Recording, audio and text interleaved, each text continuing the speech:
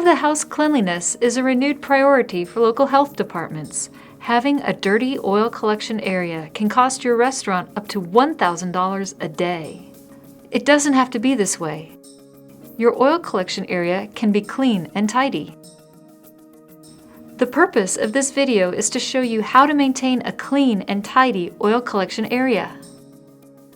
First, it is important to choose an appropriate collection container.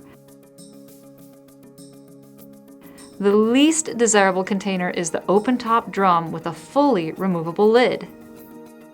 This type of container is insecure from water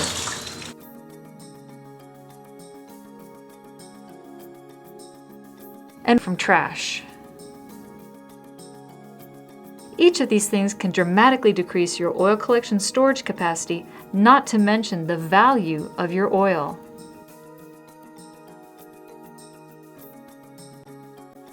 Additionally, this type of container design makes it nearly impossible to keep oil from staining the ground. There are, however, several collection container designs that help mitigate each of these issues. There are containers with attached lids and integrated screens that make it much easier to keep trash, pests, and water out, and don't require you to place the lid on the ground. Once you've selected an appropriate collection container, there are some procedural tips that will help not only keep your kitchen and collection area cleaner, but will also keep your staff safer. First, make sure to let your oil cool before transporting it from the fryer to the collection container. Second, make sure to use an appropriately sized container to move the oil. Do not use a large open pot.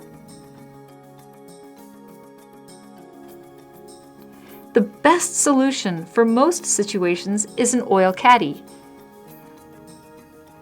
The oil caddy not only reduces strain on employees by reducing required lifting, but it also keeps the oil in a covered container, greatly reducing the likelihood of a spill.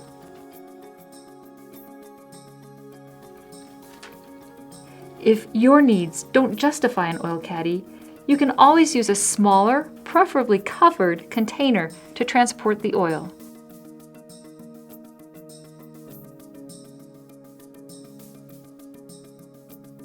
Be sure to use proper pouring technique to avoid having the oil run down the bottom of the container and drip on the ground, or the person pouring the oil.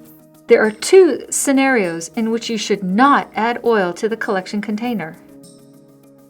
Do not pour oil into a full container.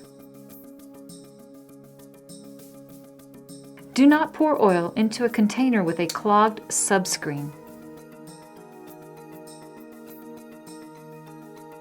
If your container's screen is clogged, but the container is not full, you can service the screen yourself and then continue to use the container up to its working capacity. First, make a disposable scraper out of cardboard.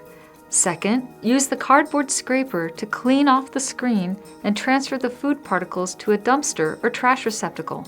If an appropriate receptacle is not immediately available nearby, you can make a temporary receptacle out of a cardboard box and a plastic garbage bag to transport the scrapings from the screen to the dumpster or garbage can. Finally, oil migrates once it is spilled. To avoid this, it is imperative to clean up drips and spills appropriately. This means dry cleanup using sawdust, kitty litter, or some other absorbent material. First, drop the absorbent material on the spill. Give it a minute to absorb the oil. Then sweep it up to dispose of it properly. Unfortunately, the oil will leave a residue on the ground regardless of the cleanup technique. So the best way to keep your back of house clean is to prevent drips and spills in the first place. So remember, choose an appropriate container, transport cool oil in an appropriate vessel,